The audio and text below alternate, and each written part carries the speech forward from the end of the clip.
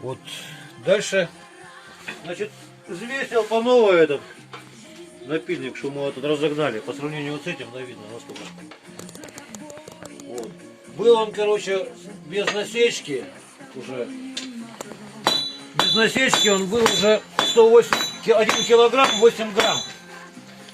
А сейчас вот мы его взвесили 993, то есть 15 грамм он уже потерял. Наткали на приковку, походу. Формирую уже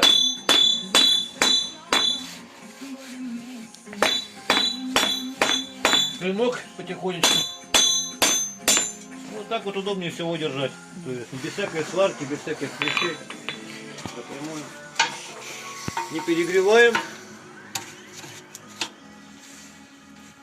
Самое главное, и по холодному тоже не стучим.